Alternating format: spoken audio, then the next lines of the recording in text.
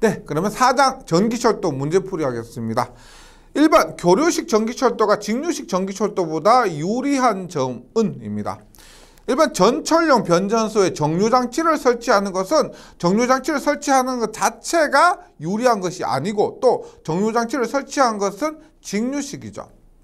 2번 전선의 굵기가 굵다. 전선의 굵기가 굵은 것도 장점이 아닙니다. 그리고 직류는 1500V, 교류를 25000V 사용한다고 했을 때 교류가 전압이 더 크기 때문에 똑같은 용량일 때 전류가 적습니다. 전류가 적기 때문에 전선의 굵기도 더 적은 것을 사용할 수가 있고 3번 차내에서 전압의 선택이 가능한 것이 교류의 장점이고요. 답은 3번입니다.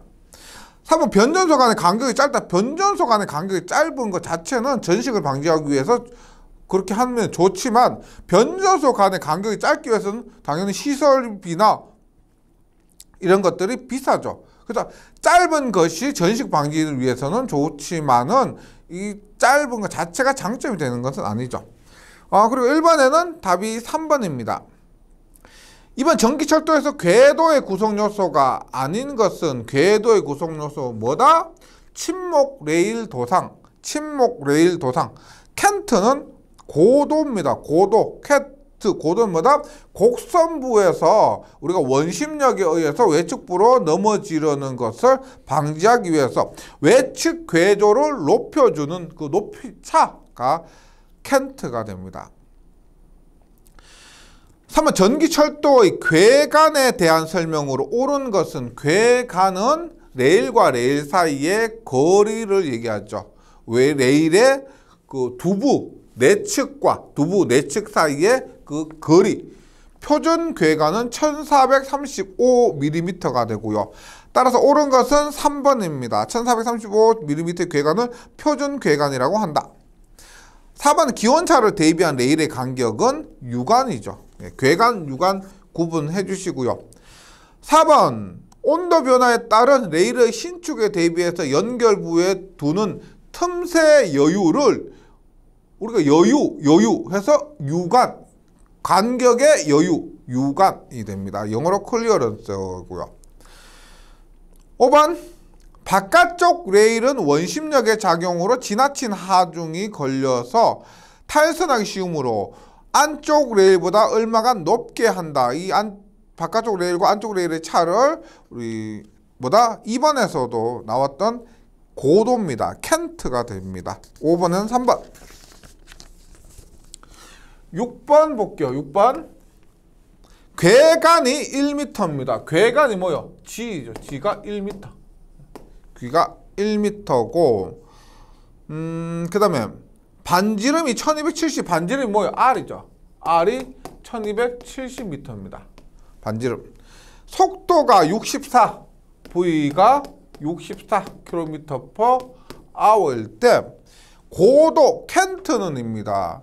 고도 켄트 H는 이죠. 얼마? 127R분의 GV의 제곱 그대로 대입해 주시면 됩니다. 127R분의 GV 제곱인데 이때 주의하실 것이 뭐냐면 우리가 궤간이 1m라고 했는데 표준 궤간 얼마예요? 1435mm였죠. mm. 이때 궤간의 단위는 미터가 아니고 그래서 1을 대입하면 안 되고요. mm를 대입해야 됩니다. 이 공식 자체가 궤간의 mm를 대입했을 때 나오는 거예요. 따라서 127, R은 1270. 예. 127분의 1270 분의 궤간이 얼마? 1m는 1000mm죠. 그리고 속도 64의 제곱입니다. 이렇게 하면 적당한 고도는 25.4mm. 25.4mm. 2.54cm. 이 정도를 더 높여주라는 거죠. 7번입니다. 고도가 20mm이고 반지름이 R이 800m인 곡선 궤도를 주행할 때 열차가 낼 수 있는 최대 속도는 얼마인가? 단 궤간이 1067이래요. 속도 우리가 이 공식에서 속도에 대해서 나타내면 V는 루트에 어떻게 돼요? 속도에 대해서 나타내면 루트에 G분의 127 RH가 됩니다. 따라서 예. 루트에 넣고 계산하시면 되죠. 궤간이 1067이에요. 1067 분의 127 곱하기 반지름 R이 800 H 켄트죠. 고도가 20입니다. 20 이렇게 하니까 43.64km/h 43.64 따라서 7번에는 3번입니다. 43.64. 다음 8번 볼게요. 열차가 곡선 궤도를 운행할 때 차륜의 플랜저와 레일 두부 간의 측면 마찰을 피하기 위해서 내측 궤도의 궤간을 약간 넓힌다. 확대한다. 확대하는 정도다. 확도가 됩니다. 확도.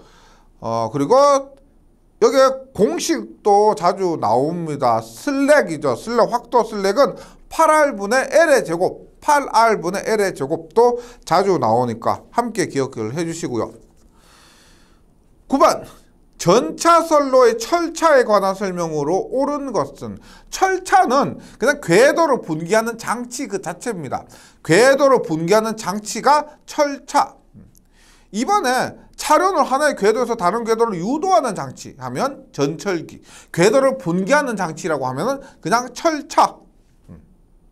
9번에는 1번이고요. 10번. 철차의 반대쪽 궤조 측에 설치하는 궤조는 뭐요? 반대측 궤조에 왜 설치합니까? 우리가 곡선 부분 등을 이렇게 주행할 때 차륜의 탈선을 막기 위해서 설치하는 궤조가 뭐다? 호륜 궤조죠. 호륜 궤조. 답은 3번입니다. 11번. 복진 방지 방법으로 적당하지 않는 것은, 복진 방지가 뭐다? 복진 방지, 복진지요. 뭐다? 궤도가 열차의 진행 방향으로 이동하는 것을 막는 거죠. 궤도가 열차 진행 방향으로 이동하는 것을 막는 것이 복진지고 복진방지입니다. 여러 가지가 있었는데 하여튼 우리가 궤도를 확실하게 고정을 시키는 방법이죠. 일반 레일에 임피던스 본드를 설치한다. 뭐요? 임피던스 본드 들어보셨죠? 임피던스 본드가 뭐냐면 우리가 귀선을 레일로 사용할 때 귀선 전류는 레일로 흐르게 하지만 신호선 이런 것들은 레일로 흐르지 못하도록 하는 것이, 신호전류는 흐르지 못하도록 하는 것이 임피던스 본드고, 임피던스 본드는 안전 보강을 위해서죠. 우리가 보안을 위해서 사용하는 것이지 복진 방지하고는 상관이 없습니다. 그래서 복진 방지 방법으로 철도형 못을 이용해서 침목과는 체결력 강화, 레일의 앵커 부서, 침목과 침목을 연결해서 침목의 이동을 방지하는 방법이 있습니다. 11번에 1번. 12번. 철도 차량이 운행하는 곡선부의 종류가 아닌 것은, 곡선부 간단하게 그리면 이렇게 일반 단곡선이 있고요. 그 다음에 완화곡선이 있습니다. 그 다음에 반향곡선이 있죠. 그래서 단곡선, 완화곡선, 반향곡선이 있고, 복곡선이란 뭐 이런 거죠. 이런 거. 복곡선은 없습니다. 12번에는 4번. 13번. 다음 중 전기 차량의 대차에 의한 분류가 아닌 것은, 대차, 바퀴, 차축 개수 갖고 기억하시면 된다 그랬죠. 사륜차 뭐요? 차축이 2개, 바퀴가 4개. 보기차, 차축이 4개. 그 다음에 연결차, 차체가 2개가 연결차입니다. 전동차는 뭐요? 성능에 따른 분류지 전기 차량의 대차에 의한 분류가 아닙니다. 성능에 따른 차량의 종류가 전동차가 있었고요. 전동차뿐만 아니고 성능에 따른 분류로서 전동차, 전기기관차 뭐 이런 것들, 전동차, 그 다음에 부수차 뭐 이런 것들이 있었습니다. 14번. 교류 전철 흡상변압기에서, 흡상변압기를 설치하는 목적은, 흡상변압기는 부스터 트랜스포머입니다. 부스터 트랜스포머. 뭘 흡수한다? 유도장애. 통신 유도장애를 경감하는 것이 흡상변압기를 사용한 목적이고요. 이번에 전압 강화 방지는 AT, AT 단권 변압기를 사용해서 전압 강화를 방지합니다. 14번에 3번이고요. 15번 교류식 전기철도에서 전압 불평형. 전압 불평형은 스코트 결선입니다. 유도장애 방지 흡상 변압기. 그 다음에 전압 강화 방지가 단권 변압기. 그 다음에 불평형 경감시키는 것이 스코트 결선입니다. 답은 4번. 16번 전기철도의 급전 방식으로 교류 급전 방식 중 AT 급전은 뭐다? 오토 트랜스포머에서 단권 변압기가 됩니다. 3번. 17번 전기 차량의 집전 장치가 아닌 것은 집전 장치는 팬터그래프, 비겔, 트롤리봉이 있다고 했죠. 복진지 뭐다? 궤도가 열차 진행 방향으로 이동하는 것을 방지하는 것이 복진지였습니다.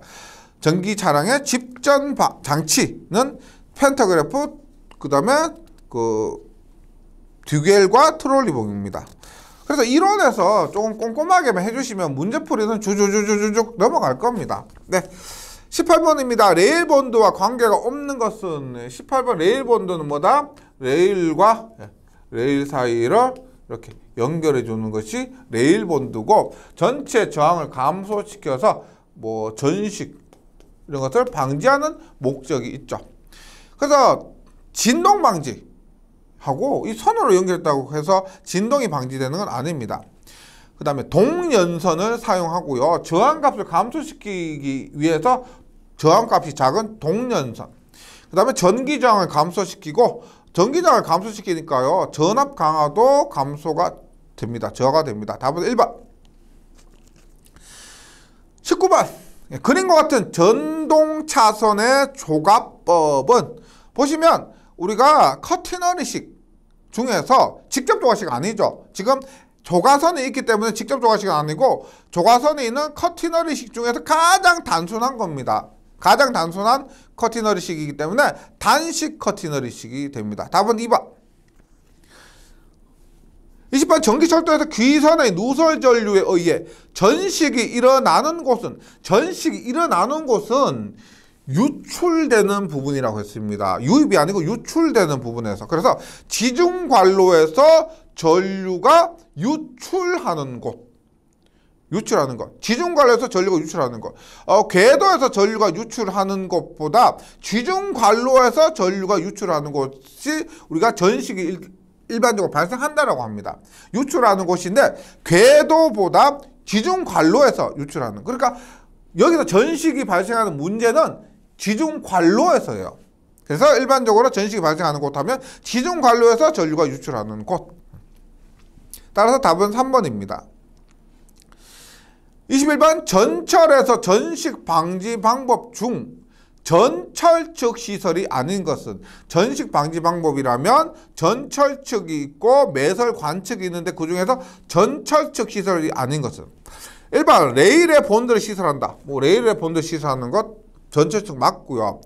2번 레일에 따라 보조기선 설치하는 것도 맞죠. 3번 변전소 간 간격을 짧게 하는 것도 맞고 4번 매설관의 표면을 절연한다.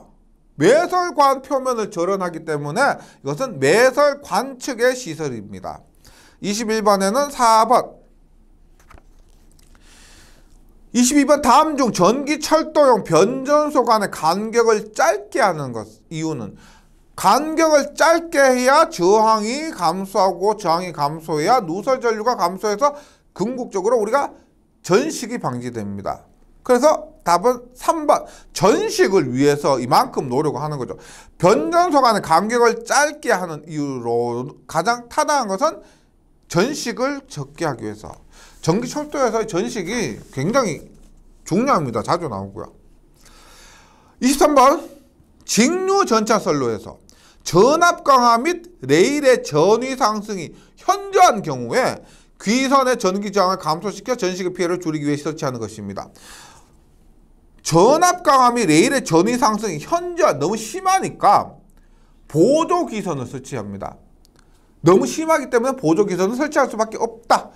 따라서 이렇게 지금 여기에서 얘기하는 것은 보조 기선이고요. 레일 본드도 전식을 방지하는 것은 맞지만 전압 강화 및 레일의 전위 상승이 현저한 경우하고는 맞지 않죠. 레일 본드는 그냥 레일의 그 누설 전류 감소시키기 위해서 저항을 감소시키는 것이지 전압 강함이 레일의 전위 상승 현저한 경우 이런 것과는 맞지가 않습니다. 크로스 본드도 마찬가지예요. 전식 방지는 맞지만 크로스 본드 뭐예요? 두 개의 레일 사이에 설치하는 겁니다. 그래서 23번에 설명하고 있는 것은 보조기선이 맞다. 24번 전기철도에서 귀선 궤조에서의 누설 전류를 경감하는 방법과 관련이 없는 것은 귀선 궤조에서 누설 전류를 경감하는 것. 앞에서 했지만 보조귀선 나왔고요. 크로스본드도 맞다라고 했죠.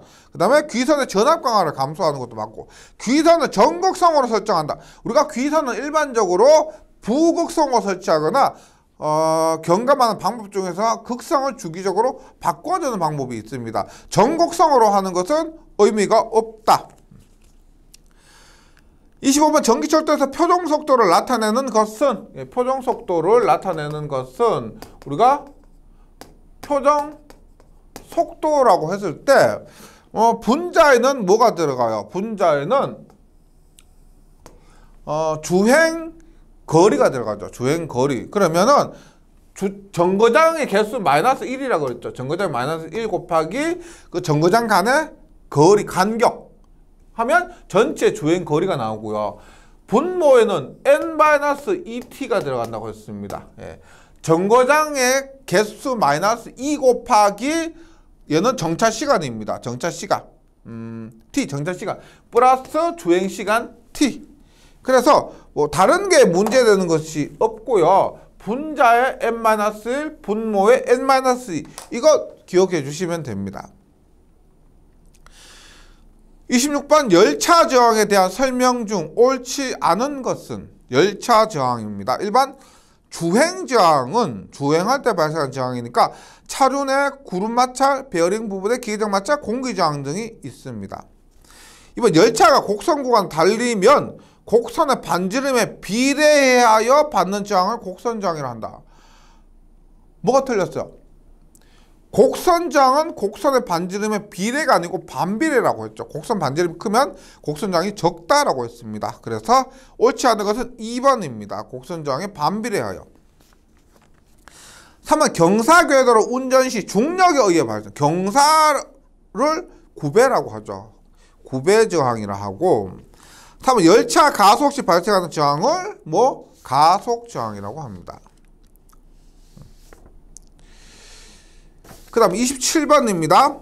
전기철도의 전기차 주전동기 제어 방식 중 특성이 다른 것은 우리가 보통 사용하는 직류전동기에서 속도 제어 방식은 직병렬 제어라고 했습니다.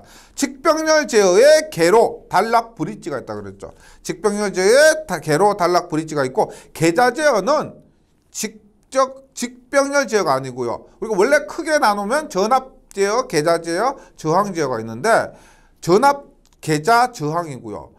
그리고 전압을 나누면 워드 레너드, 일근호, 초퍼, 직병렬이 있고 직병렬을 다시 나누면은 계로, 단락, 브릿지가 있습니다. 그래서 계좌 제어가 직병렬 제어도 아니고 전압 제어도 아니다. 답은 2번. 28번 교류 전기차의 속도 제어에 해당되는 것은 교류 전기차의 속도 제어는 일단 저항 제어, 직병렬 전압 제어, 계좌 제어는 모두 직류고요. 탭 절한 제어, 그 다음에 사이리스터 위상 제어가 교류 전기차의 속도 제어입니다. 29번 전기 차량의 구동용 주전동기의 특성을 설명한 것이다. 틀린 것은 29번 한번 보면은 볼게요. 직류 직권 전동기 회전수 N은 단자 전압에 비례하고 부하 전류에 반비례한다. 우리가 E는 K 파이, N은 K 파이분의 E 이렇게 볼 수가 있죠. 회전수는. 그래서 단자 전압, E를 단자 전압에 보면 E에 비례하고요. 파이를 전류를 보면은, 자속을 전류를 보면은 전류에 반비례합니다. 그래서 1번은 맞고. 이번 직류 직권 전동의 토크는 전류의 제곱에 비례한다. 직류 직권 전동의 토크는 전류의 제곱에 비례한다. 맞습니다. 다음은 유도전동기는 VVVF 인버터 장치가 필요하다. 유도전동기는 VVVF 베리어블 볼테이지 베리어블 프리퀀시 전압 가변 주파수 가변하는 인버터 장치가 필요하다. 3번 유도전동 2차 전류는 자속과 주파수에 반비례한다. 우리가 유도전동기에서 2차 전류를 간단하게 쓰면은 2차 전류니까 2차의 임피던스 분의 2차의 전압입니다. 2차의 전압. 2차 전류니까 2차의 임피던스 분의 2차의 전압이고요. 2차 임피던스 분의 우리가 전압은 어떻게 돼요? 전압은 4.44 FM8 간단하게 쓰면 이렇게 되겠죠. 그래서 2차 전류는 주파수 그 다음에 자속에 비례합니다. 문제에서 자속과 주파수에 반비례한다고 했기 때문에 틀린 거죠. 간단하게 결과만 놓고 봤을 때 2차 전류는 주파수와 자속에 비례하는 그런 결과가 얻어지고요. 따라서 틀린 것은 4번입니다. 4번. 30번. 전기차의 속도 제어 방식 중 VVVF 제어법은 무엇인가? VVVF는 전압 베리어블, 주파수 베리어블. 그래서 전압과 주파수를 동시에 제어하는 방법입니다. 그래서 한번 30번에서 1번이 뭐냐면 VVVF죠. 베리어블 볼테이지, 베리어블 프리퀀시가 되고요. 2번 주파수를 고정하고 전압만 제어한다.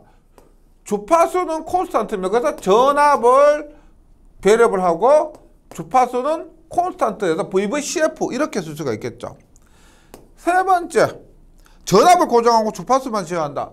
콘스탄트 볼테이지, 베리어블 프리퀀시, CVVF 뭐 이런 식으로 쓸 수가 있을 것이고 촛불 제어는 뭐 상관이 없죠. 이 30번에는 1번이고요. 31번. 제가 주의해 달라고 말씀드렸던 부분입니다. 열차의 자체 중량이 100톤이고 동륜상의 중량이 90톤이고 최대 견인량 얼마냐? 궤조의 점착 개수가 0.2일 때 최대 견인량 우리가 F를 계산을 할 때요. 이 F가 우리가 그 자체 중량을 대입할 때는 9배를 넣어서 계산하고 그 다음에 동륜상의 중량을 계산할 때는 동륜상의 중량을 넣어서 계산할 때는 여기에 나오는 점착 개수를 대입한다 그랬습니다. 그리고 문제가 단위가 최대 견인량이 kg F니까 톤을 kg으로 바꾸기 위해서 1000 곱하고요. 그 다음에 점착 개수가 있습니다. 점착 개수는 U 그 다음에 W 있는데 이때 W 점착 개수를 대입했을 때 W는 동륜상의 중량입니다. 따라서 1000 곱하기 0.2 곱하기 동륜상의 중량 90을 하면은 이렇게 되죠. 그래서 18,000kg F가 됩니다. 이렇게 되고요. 답은 3번입니다. 32번. 30톤의 전동차가 전동차 무게가 30톤입니다. 1000분의 30의 경사를 올라가는 데 필요한 견인력. 지금 9배가 주어졌죠. 따라서 이때 견인력 F는 그냥 단순히 9배와 무게를 곱하면 되고요. kg F니까 1000을 곱하면 되죠. 30톤에다가 10의 3승 3만 kg 곱하기 9배가 1000분의 30입니다. 그러면은 900이 되죠. 900. 32번에는 답이 3번 900입니다. 계속해서 33번.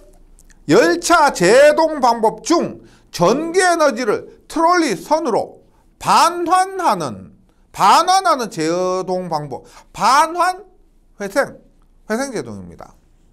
34번. 모노레일 등에 주로 사용되고 있는 전차 선로의 가선 형태. 모노레일이 우리가 어떻게 보면 3궤조 형식이라고 볼 수도 있겠지만 우리가 모노레일은 명확하게 가선 방법이라고 하면은 강체 조가식입니다. 선이 아니고 강체, 금속체, 강체 복선식입니다. 강체 복선식, 강체 복선으로 양쪽에서 조과한다, 공급한다 해서 강체 복선식, 모노레일은 강체 복선식으로 숙지해 주시기 바라고요.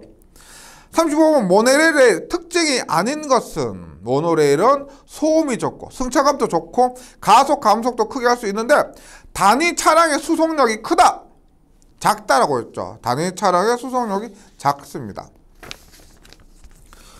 36번 궤조를 직류 전차선 전류의 귀로로 사용할 때, 그러니까 레일을 귀선으로 사용한다는 겁니다. 이때 폐쇄 구간의 경계로 귀로 전류가 흐르게 하여야 하는데 이와 같은 목적을 이루기 위해서 각 구간의 경계는 무엇으로 연결하는가? 임피던스 본드라고 그랬죠. 이렇게 귀로를 귀선 전류만, 귀선에 귀로 전류만 흐르도록 해야 되는 것. 그래서 귀선에 신호선이 흐르지 않도록 하는 것. 그러기 위해서 이렇게 각 구간의 경계를 임피던스 본드로 연결을 하면 됩니다. 36번에는 3번 임피던스 본드고요. 37번 지상에 레버를 설치함으로써 열차가 신호를 무시하고 군에 들어오면, 열차가 신호를 무시하고 군에 들어오면 어떻게 될까요? 서야 되겠죠. 스톱입니다. 열차에 비상 브레이크가 걸리도록 하는 장치가 ATS, 오토 트레인 스톱, 이렇게 이해하시면 됩니다. 그래서 자동 열차 정지 장치 ATS를 설치한다. 37번에는 2번입니다. 네, 여기까지 4장 전기철도였습니다. 네, 아무쪼록 이제 전기용용 거의 절반 이상 지났으니까요. 남은 것 얼마 남지 않았습니다. 조금만 참고 계속 공부에 전기내 주셨으면 좋겠습니다. 저는 5장에서 다시 뵙도록 하겠습니다. 수고하셨습니다.